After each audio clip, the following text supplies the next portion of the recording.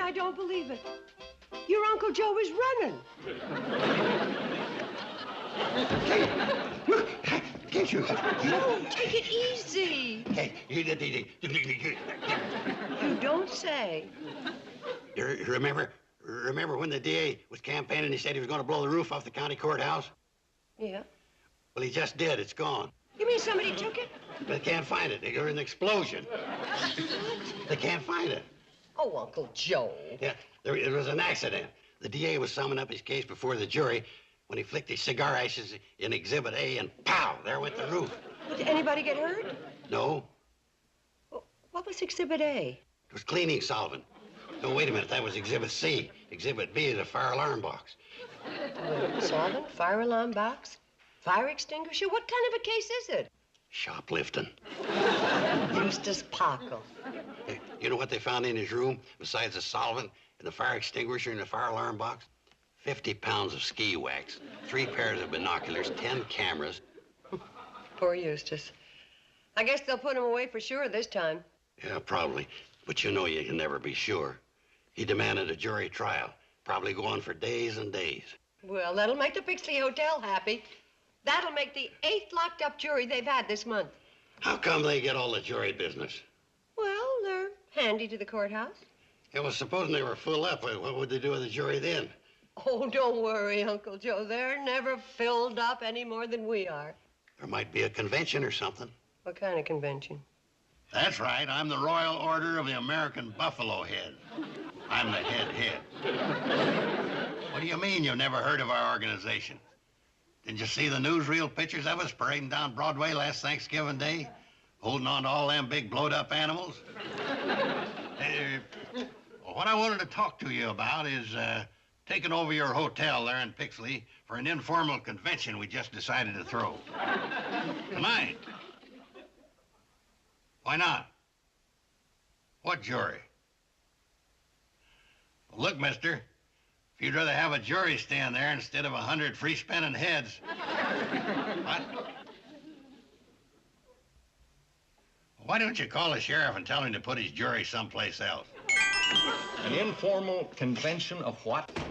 The Royal Order of American Buffalo Herds? Head. How are things going, Sheriff? I never heard of them. Having a big parade when? Thanksgiving. They march holding on to what? Big blowed-up animals. Look, Joe, when you butt out, this is official business. Who are you talking to? The desk clerk at the Pixley Hotel. Let me talk to him. Wait a minute. Hi, Toby. It's Joe Carson. Yeah, I hear you're having a big informal convention over there. Yeah, well, news gets around this town fast. Hey, they must be a great bunch of guys, them buffalo heads marching on Thanksgiving. Hello, look. I need some rooms to lock up the Pockle jury tonight. Well, all right, then check with your manager. He's kind of a spot with the Highway Commission, huh? He said what? I guess you people have forgotten all the business I've been sending your way. This would make the 8th jury this month.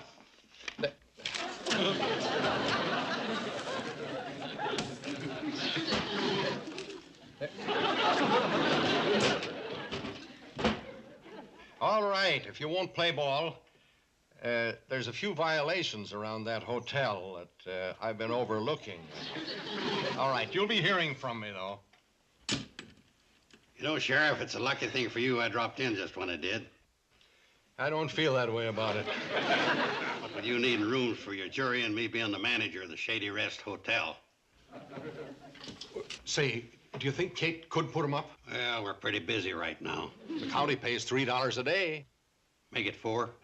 $3 a juror. The court sets the price. 3.5. 3. There are a few violations at the Shady Rest that I've overlooked, too. Okay, $3. We ain't uncivic-minded like that Pixley Hotel. Forget our civic duty the minute a bunch of buffalo heads come to town. Who's coming? The jury. What jury? The Eustace Pockle jury. Well, what are they coming here for? Kate, a lucky thing happened. The Pixley Hotel's all filled up and they're expecting a convention. What convention? The Royal Order of American Buffalo Heads. Uncle Joe, what's the jury coming here for? Well, Did you hijack the jury? Kate, that Pixley Hotel's been robbing the county blind for years, charging $3 a day. Well, we couldn't do it for any less. Don't worry, Kate. We're getting $4. $3 for the room and board, and I didn't mention the blankets. That's where the other dollar will come from. Oh. I wonder what it'll cost the county for the jury when you're on trial. Kate, they'll be here any minute. We've got to figure out where we're going to put them. You got them here. You figure it out. It ain't hard. Bailiff gave me a list of all the names. You just got to go at it scientific. Go. Lend me that. Now, this parsley peeled potato is Otis Clue. It does have his eyes. Well, now, Otis is in number 5. Let's see, who we put in with him? Oh, how about Jim Updegraff? Cucumber doesn't agree with Otis Clute. He'll only be there for one night. Now, at number 6, we put this tomato. That's Roma Kittleson. That's Roma's figure, all right. I got her bunking with Eleanor Standish. Oh, how about this eggplant for Eleanor? Okay. Now, this radish is Rudy Blanche. I got him in number 7 with Bruce Bigelow, the bell pepper. Oh, you can't do that. Why not? Because Rudy Radish and Bruce Bell Pepper don't get along. That's right. Well, then I'll have to switch the pepper for the cucumber and the radish for the potato. Oh, Uncle Joe, that's splendid.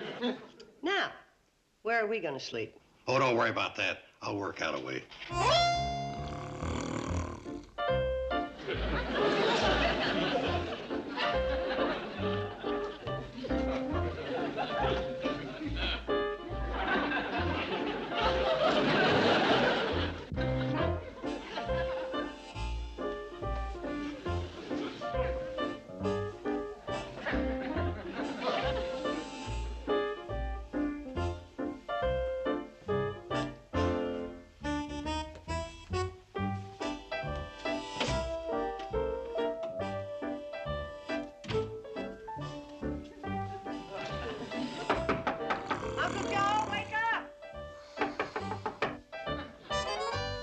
What's the matter?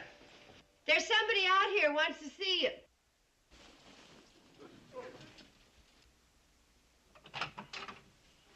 Who? Me.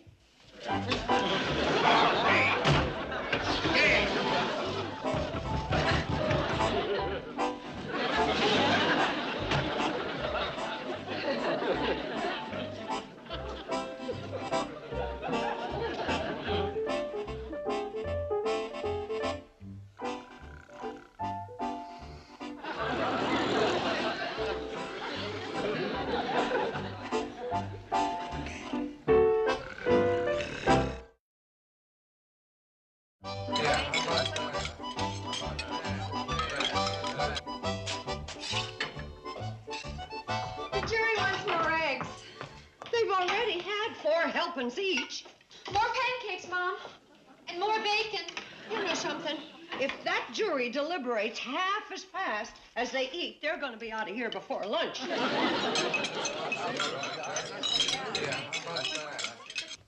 Hi, Vince. Take you, bitch. Where do you think you're going? Well, to eat my breakfast. What, not in the dining room. You ain't. The jury's in there. Well, where am I supposed to eat? In the kitchen. Okay.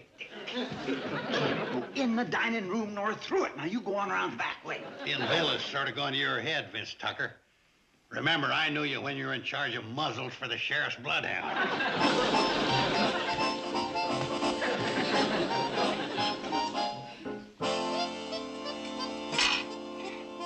Oh, when are they going to stop eating and start deliberating? You imagine the nerve of that bailiff making me walk all the way around the house to get my breakfast? Well, what do we got? I'm hungry as a bear.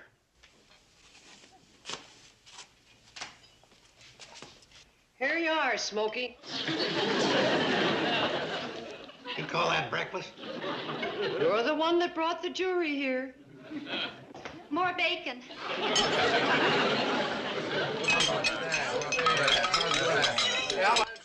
Poor Eustace Pockle. He's being tried by a panel of vultures.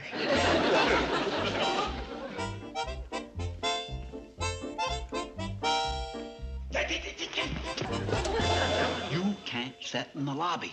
Why not? 'Cause nobody ain't allowed to overhear the jury deliberating. Well, for crying out loud, they've been deliberating for 2 days now. What's taking them so long? It's got to be them women.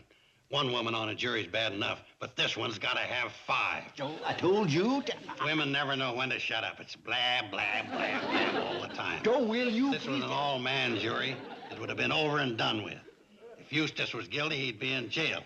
If he was innocent, he'd be out shoplifting again. Now, you take Sissy Waldo in there. Joe, Carson, don't shut up. I'm going to ban you from the hotel. Now, you get out of this lobby while the jury's in session. How come you can stay?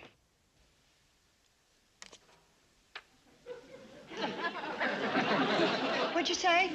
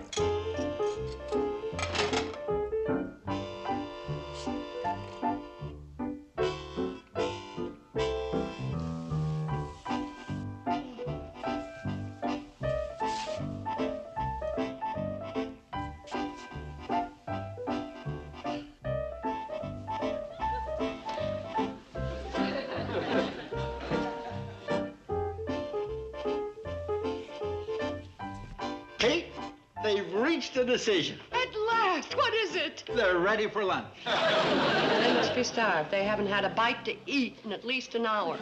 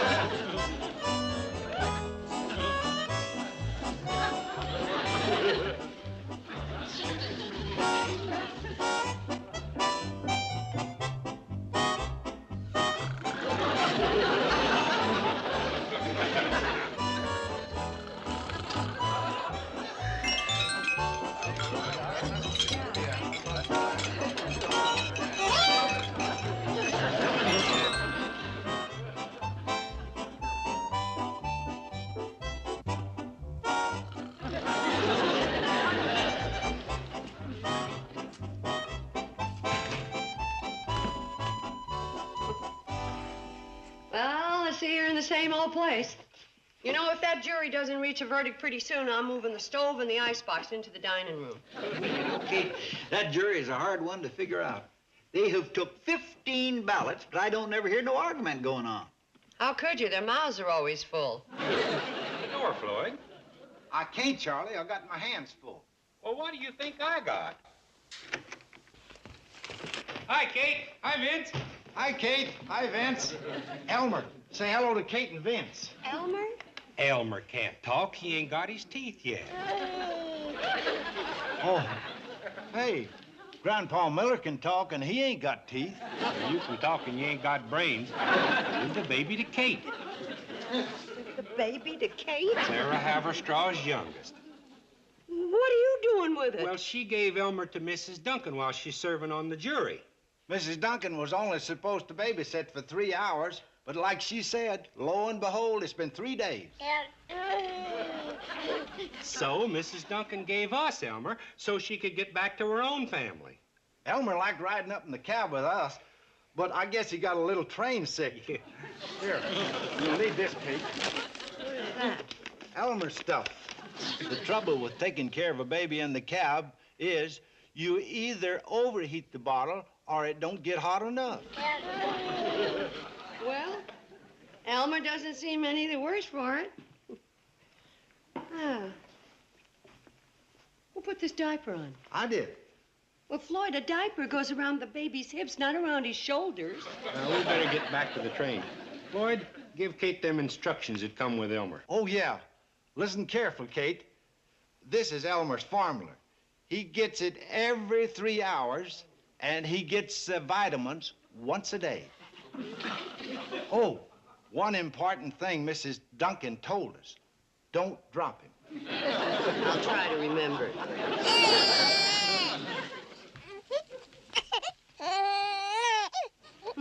This baby needs its mother.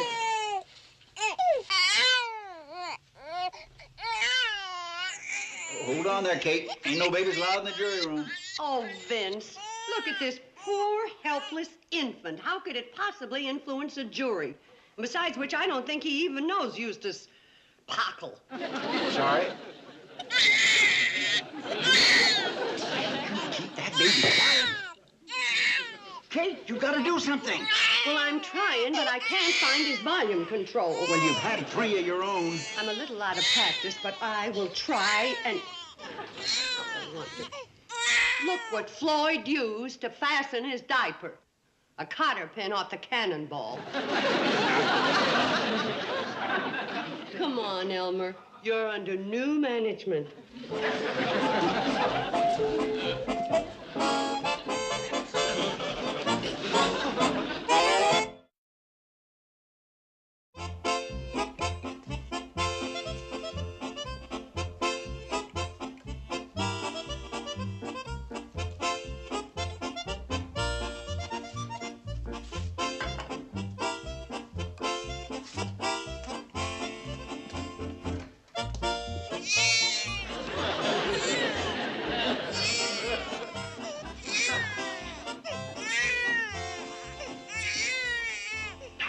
Joe, tell him to take it easy. I will. Stop Stop your belly.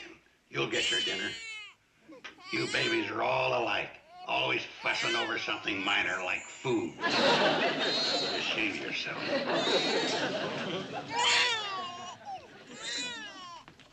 I'll take him, Uncle Joe.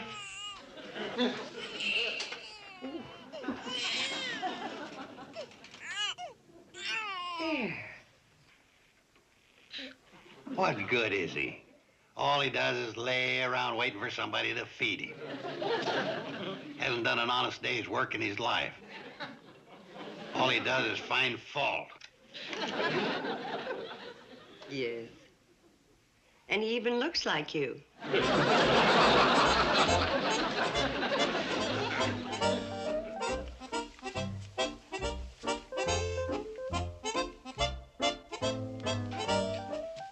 Kate.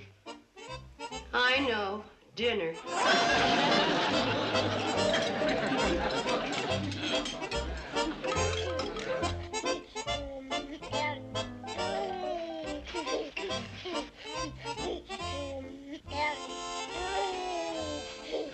That's a good boy. Now, you see that Elmer doesn't roll off the bed. Hi, Mom. I just cleaned up for... I just got him quieted down. Maybe we'll have a little peace around here. What's that? Just some chickens cackling in the lobby. Chickens in the lobby? Betty Jo, you've been working too hard.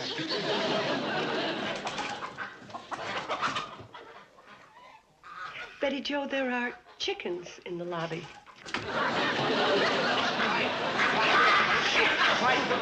Quiet down, girls. Boys, you heard the baby. Quiet down. Quiet! There's a jury deliberating in there. Don't keep quiet. You'll have to go. Well, they're gonna have to go anyway. This is the Shady Rest, not the Shady Roost. Betty Jo, see if you can clear them out of here. How did they get here anyway? On the cannonball. They're Trink Mosley's chickens and geese. I reckon they just got lonely for Trink, him being on jury duty so long. When we stopped at Schaefer's Crossing, the chickens got aboard. We didn't know it until we got almost here. Well, you can just herd 'em back on the train and take 'em back to Mosley's farm. There ain't nobody there. Trink's boy's gone back to college. Don't worry, Kate. We'll bring the feed on our next run. Yeah, come on, boys. Boys! We gotta get back to the cannonball. Boys! Boys! Boys, wait a minute! Oh.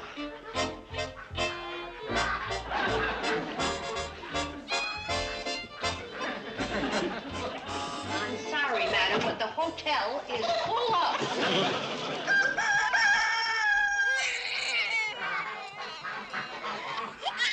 All right, big mouth, see what you did? You woke up Elmer. What does Charlie Floyd mean? Hey, this is a great idea. There's enough drumsticks here for the entire jury.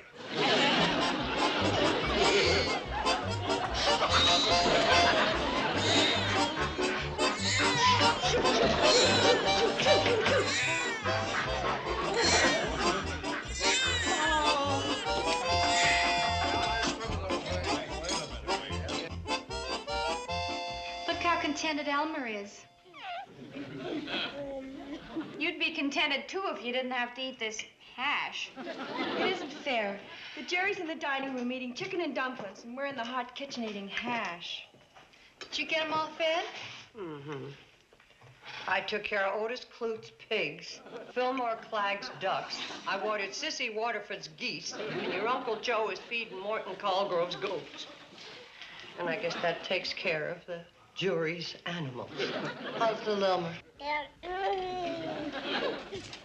Kate, it's a shame you can't get in there and hear all the nice things they're saying about your food. No jury ever ate like that over in the Pixley Diner.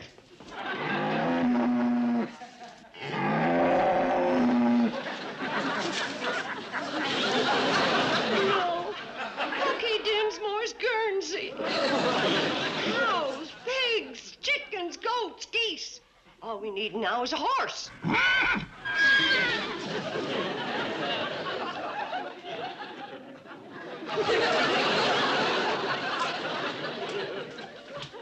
in. We're having hash tonight.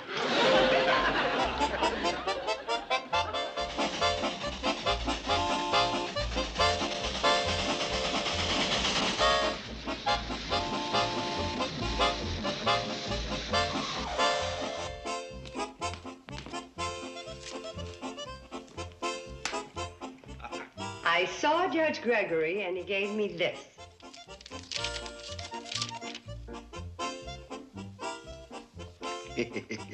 It might work.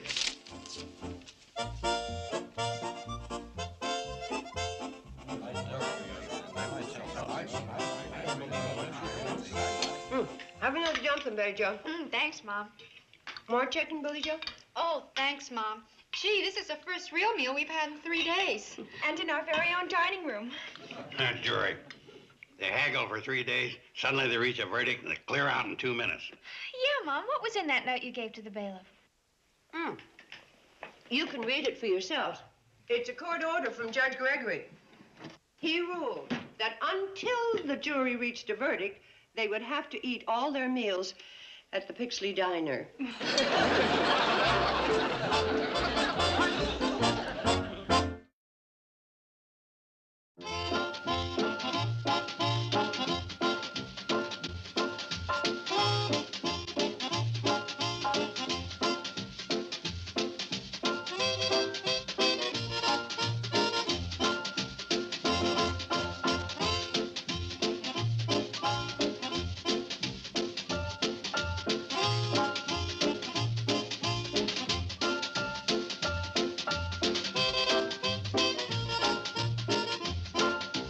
Petticoat, Junction. This has been a Filmways presentation.